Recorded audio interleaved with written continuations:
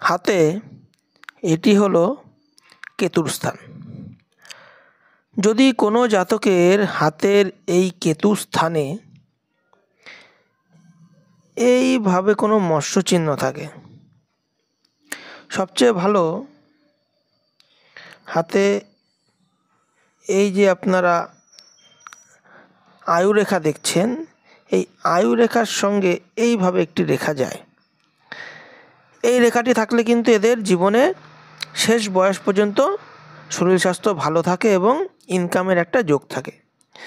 তার সঙ্গে সঙ্গে যদি এই রেখার সঙ্গে এইভাবে হয়ে যদি কোনো ফিশ সাইন গঠন করে বা এই ধরনের গঠন করে, তাহলে এদের ওপর কিন্তু ঈশ্বরের আশীর্বাদ থাকে। হঠাৎ করে কোনো কাজ আটকে গেল, দৈবিক শক্তি এসে সেই কাজটা উদ্ধার করে দেয়, ঠিক এই ধরনের।